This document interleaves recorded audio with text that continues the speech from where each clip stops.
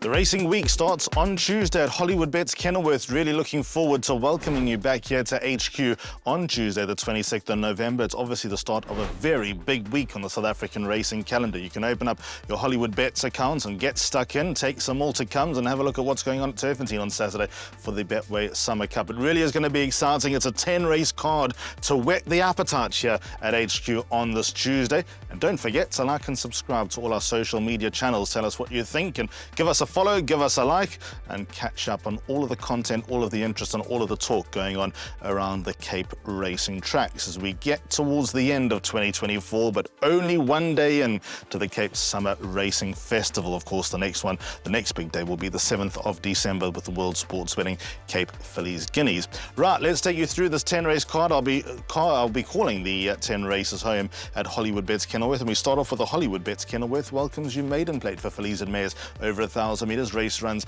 at 12:05. Now, there's an interesting dynamic in this race because Call Me Jane put up such a pleasing debut performance when finishing second behind Priscilla Maisie. Just in behind was Heritage Wood, and I think that this is a Heritage Ridge rather, and I think this is a cognizant piece of form, something that you've got to pick up on and take note of.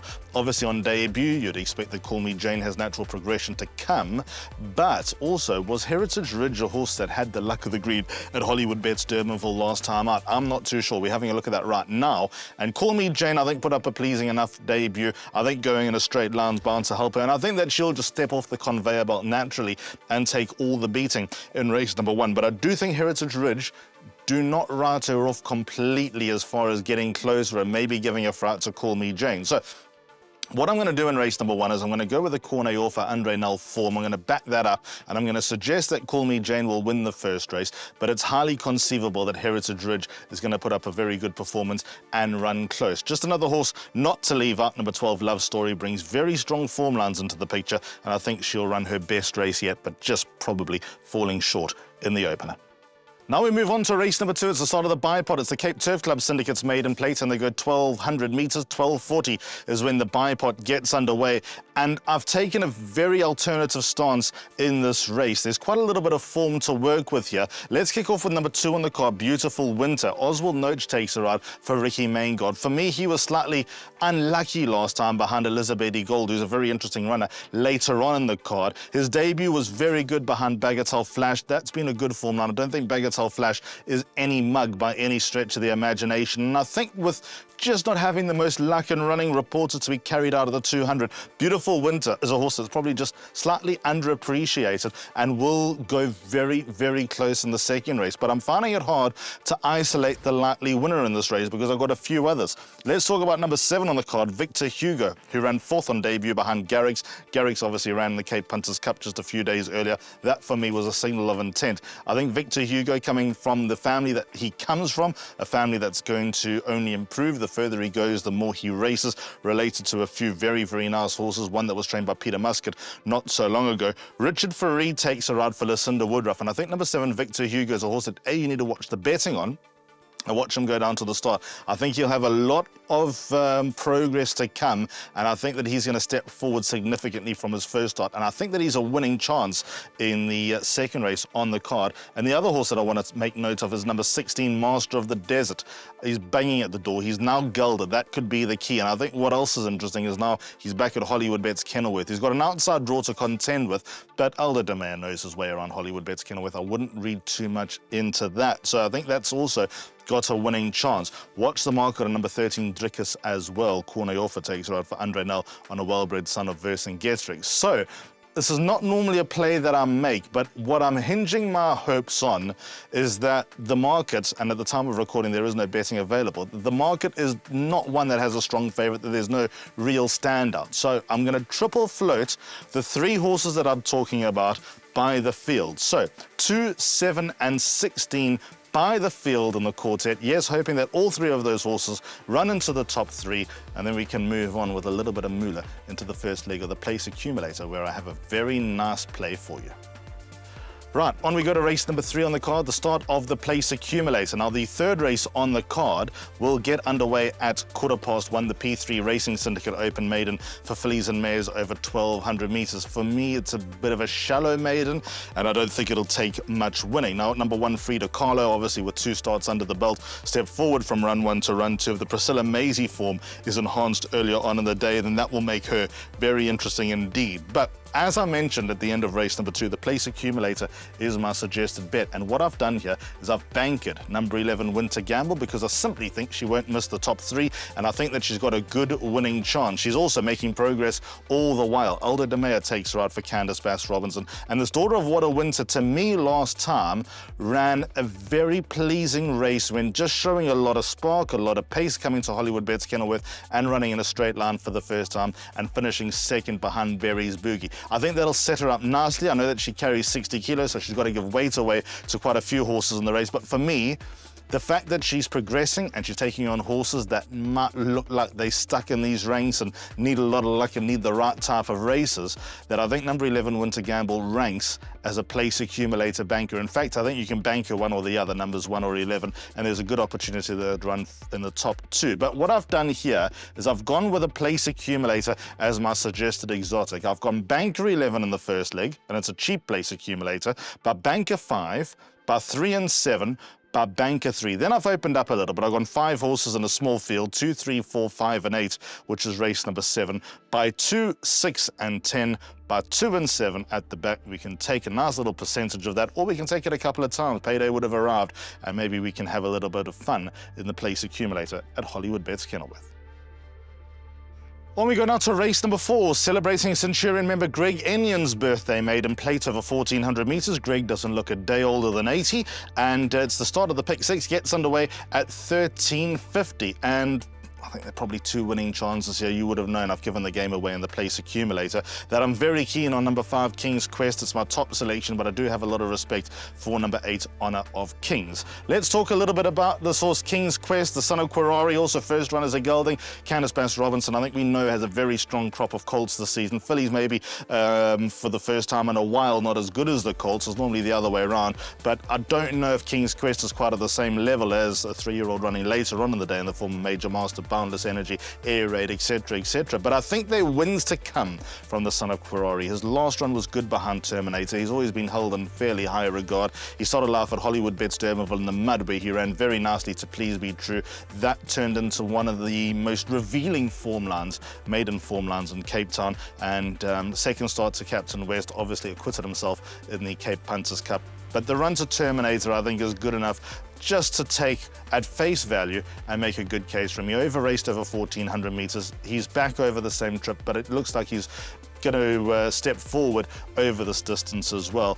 And even though I think he will be sufficiently tested by the main danger, number 8, Honor of Kings, who of course is a half-brother to recent Horse of the Year, Princess Color, I think number 5, King's Quest, probably represents A, more value, and B, just the horse that's more ready to win now. Honor of Kings just looks like a horse that needs to be gelded, but why would you geld a horse that well bred? So 5, King's Quest, top selection, frame him up, let's go. First leg of the pick 6, but with huge respect for number 8. On we go now to race number 5. It's the start of the first jackpot at Hollywoodbets Kenilworth. 2 is when the race, Cape Power by Hollywoodbets Class 4 over 1,600 metres gets underway. 2 of my favourite 3-year-olds. Don't know if they're top division. They're probably not top division, but 2 of my favourite 3-year-old horses that I think will do us a few favours over the coming months. Line up here, Major Master number 3 and number 7, Dalmeny Factor. Let's talk about them both in a very open race. Major Master reopposes Pinot Grigio, by the way, and we're going to have a look at that rerun when finishing second to Pinot Grigio, 3 parts of a length behind. He went off at 4 to 10. It was a real head scratcher that he got rolled that time, but he set the record straight by beating Rich Folks Hoax. Rich Folks Hoax subsequently went on to win. It was a hard-fought win, yes, with Eric Sands' horse up the inside, Green Garnet, showing a lot of cheek, but there was a margin, a big sufficient margin back to third. So I'm happy to say that that form line looks like it's working out very nicely indeed. Obviously Aldo de Mea can't do 55 and a half, So who better than JP van der Merwe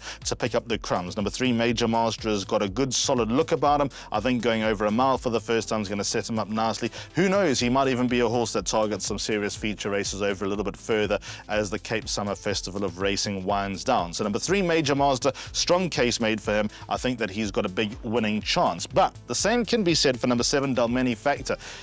If you watch the entire run last time at Hollywoodbets Durbanville, he was stuck out deep around the turn. He didn't have the most luck. Looked like he just grabbed the bit midway through the turn as well. And for me, he did very well to finish third behind Radicho. Now, I'd venture to say that his maiden form lines are probably not as strong as those of Major Master. But with that said, I think he's got a lot of progress to come. I think off an 86, he's underappreciated.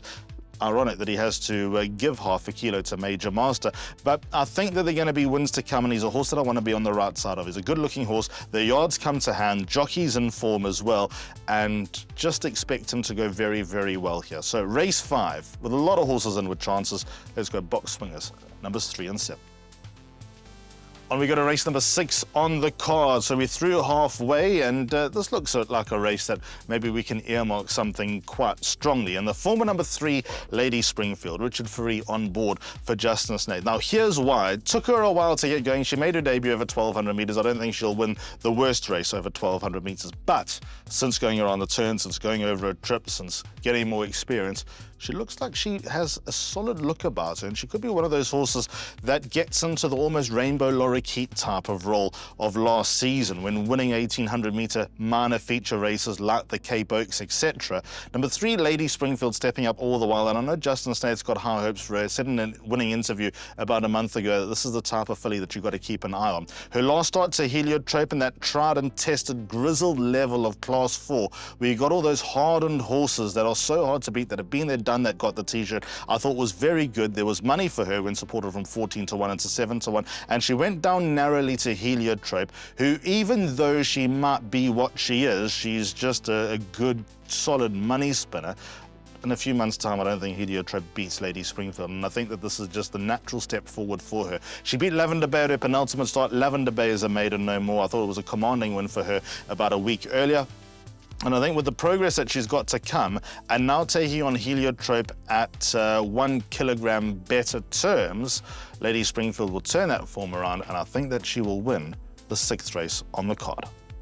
Let's go on to race number 7 on the card. It's the starter jackpot number 2, and as you would have told from my place accumulator, I've gotten 5 horses here, more than half the field. It is probably the race that lends itself to going field more than any other on the entire card. But I'm keen on a horse to run in the top 3 here, and let's hope that the price is on our side with number 3, Siddeley.